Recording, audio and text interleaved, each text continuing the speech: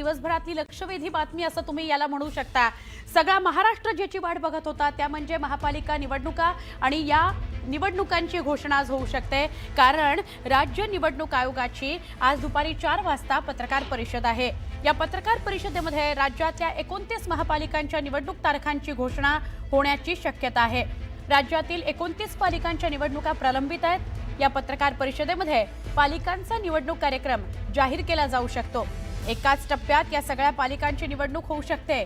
निवडणुका जाहीर झाल्या तर आचारसंहिता लगेचच लागू होईल।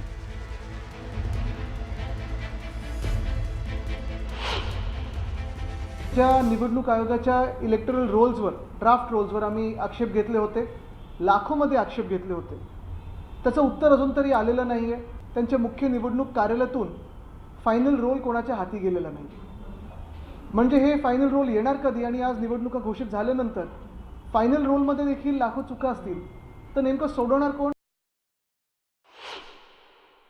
निष्पक्ष आणि पारदर्शक निवडणूक करण्याची इच्छा ही भाजपची आणि निवडणूक आयोगाची नाही आहे। आज भाजप आणि निवडणूक आयोग दोघेही वेगळे नाही। जर ह्या निवडणुका पारदर्शक पद्धतीने झालेल्या नाही, निष्पक्ष पद्धतीने झाल्या नाही तर बीजेपीचं पतन होईल। पण हे होत असताना या देशाची लोकशाही आणि देशाचं संविधान हे सुद्धा अडचणीत आलेलं आहे। मुंबईसह राज्यातल्या 29 महापालिकांच्या निवडणुका जाहीर होऊ शकतात आणि त्याआधी महापालिका क्षेत्रातील मूलभूत सुविधांकरता नगरविकास विभागाने 74 कोटींचा निधी वितरित केलेला आहे। सत्ताधारी महायुतीकडून महापालिका निवडणुकीत विकासाच्या मुद्द्यावर भर देण्यात येणार आहे।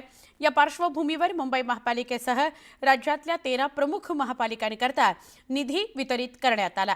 मुंबई महापालिकेकरता 36 कोटींच्या स्वतंत्र निधीची तरतूद करण्यात आली आहे। निवडणुकांच्या काळात जनतेशी निगडीत असलेल्या रस्ते, पाणी पुरवठा, गटार, मलनिस्सारण वाहिन्या आणि अन्य मूलभूत सुविधांकरता हा निधी वितरित करण्यात आला आहे।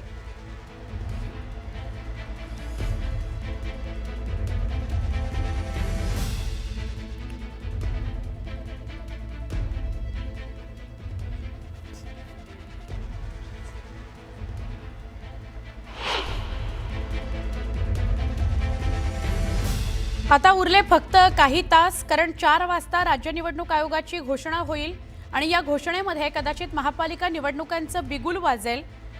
महापालिका निवडणुका या गेल्या 5-7 वर्षांपासून प्रलंबित होत्या। स्थानिक स्वराज्य संस्थांच्या निवडणुकाच झालेल्या नव्हत्या, त्यामुळे महापालिका क्षेत्रामध्ये प्रशासन हे प्रशासकीय यंत्रणा आहे, आता प्रशासक आहे नेमलेला आणि म्हणून आता आज निवडणुका जाहीर झाल्या तर त्याची प्रतीक्षा सगळेच पक्ष करत होते। विरोधकांचा फक्त आक्षेप एवढाच होता की मतदार याद्यांमध्ये सगळ्याच महापालिका क्षेत्रात प्रचंड घोळ बघायला मिळतोय, तर हा घोळ मात्र बाजूला करावा। मात्र नगर परिषदांच्या निवडणुकांची जेव्हा घोषणा झाली तेव्हा राज्य निवडणूक आयोग म्हणाला होता की मतदार याद्या रिवाइज्ड करणं हा काही आमच्या अखत्यारीतला विषय नाहीये, तो केंद्राच्या अखत्यारीतला विषय आहे आणि असा चेंडू केंद्राकडे टोलवलेला होता। पण आज महापालिकेच्या निवडणुका कदाचित घोषित होऊ शकतात। त्याची आपल्याबरोबर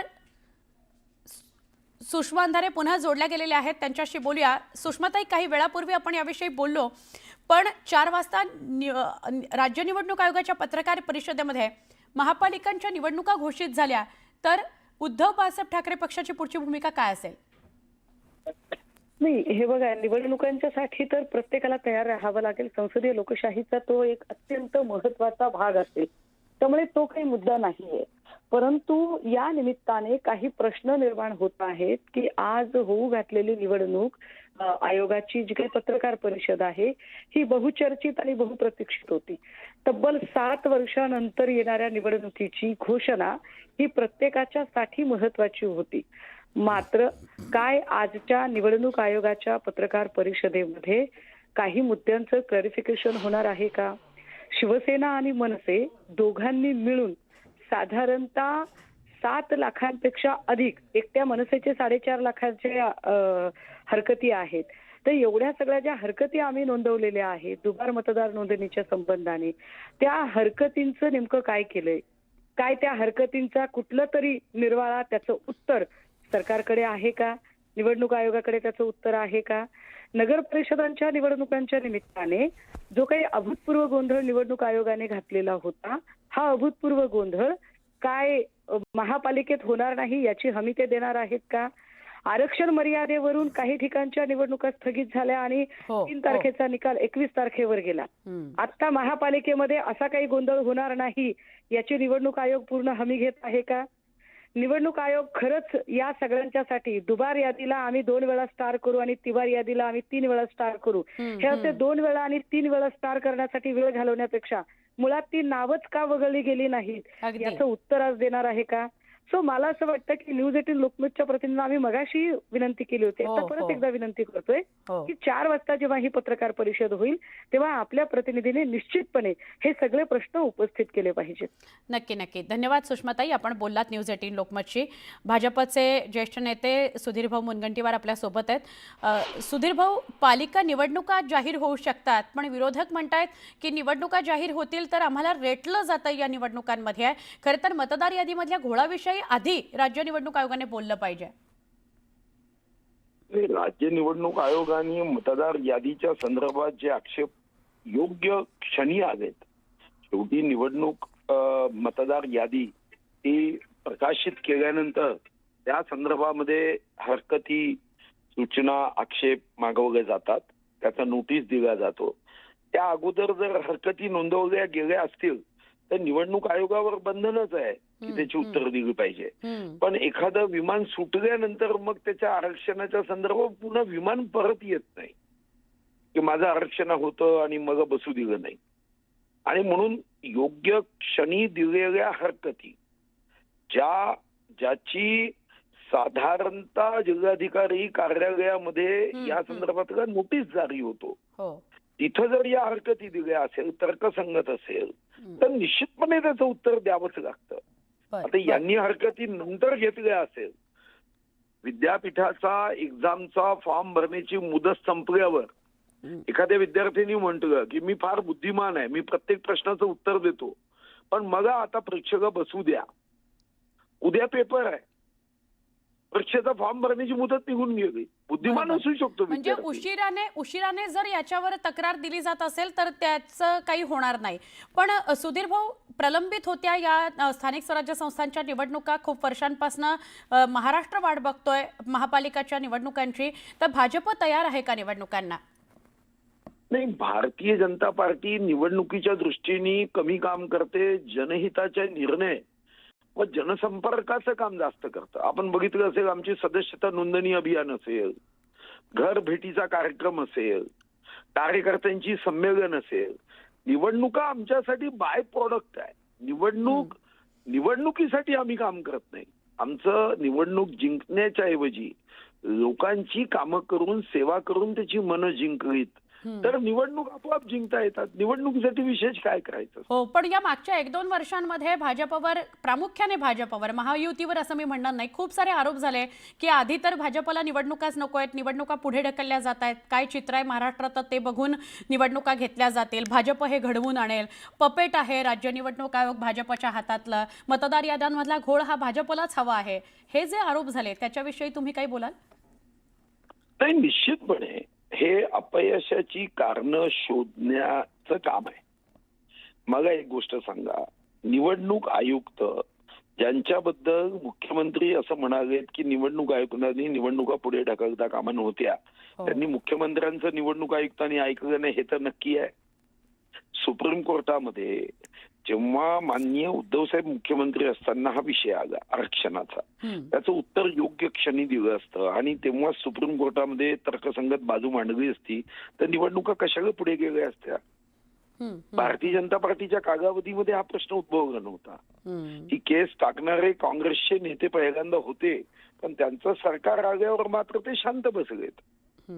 तिसरा मुद्दा, मतदार यादीच्या घोळाच्या संदर्भात निवडणूक आयोगाकडे बोट दाखवण्याच्या ऐवजी ते बोट स्वतःकडे दाखवलं पाहिजे. कारण निवडणूक आयोगाने कितीतरी सुधारणा केल्या, पारदर्शकता यावी, राजकीय पक्ष हे फक्त निवडणुकीमध्ये आपले झेंडे उभे करण्यासाठी, स्टेजवर जाऊन भाषणं देण्यासाठी, टीका करण्यासाठी राजकीय पक्ष नसतात.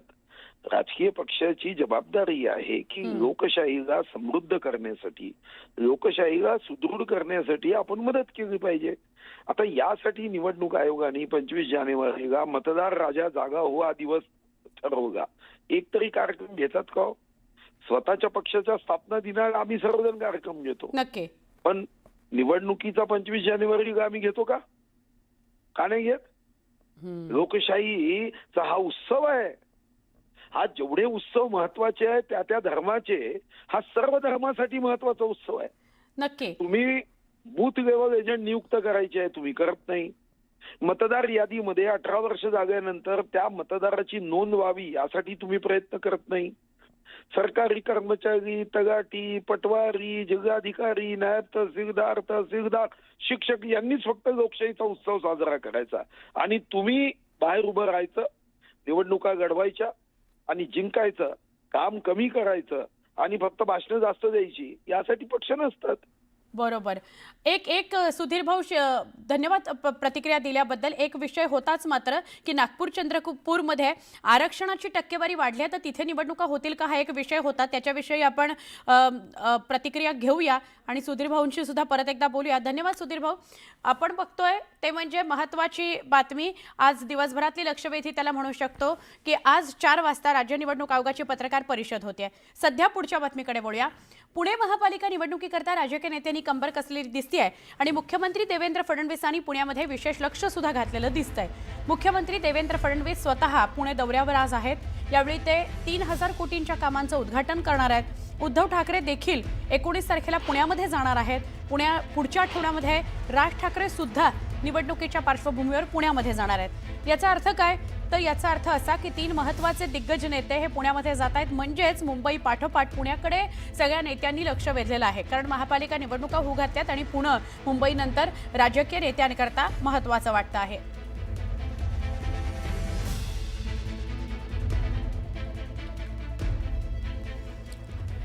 आदित्य ठाकरे यांनी भाजपवर घणाघाती टीका केली आहे. भाजपच्या सगळ्या घोषणा फसव्या आहेत आणि भाजप म्हणजे बिल्डर जनता पार्टी आहे, अशी टीका उद्धव बाळासाहेब ठाकरे पक्षाचे आमदार आदित्य ठाकरे यांनी केली.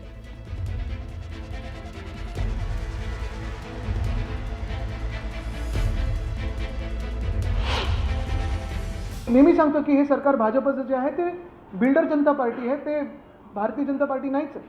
आणि खरोखर तुम्ही पाहाल की सगळ्या ज्या घोषणा आहेत ते बिल्डरांसाठी केलेल्या आहेत. तर ही पागडीची घोषणा, आणि आज आपल्याच माध्यमातून सगळ्या पागडीमध्ये राहणाऱ्या मुंबईकरांना मी विनंती करत आहे की हे जे काही पागडीमुक्त मुंबई जे बोलत आहेत, मिंदे बोलत असतील, भाजप बोलत असतील, फसवी घोषणा आहे, बळी पडू नका आणि जे सत्य आहे ते जाणून घ्या. त्यांना तुम्हाला मुंबईतून बाहेर काढून टाकायचं आहे. ही खरी गोष्ट आहे आणि खरी परिस्थिती आहे.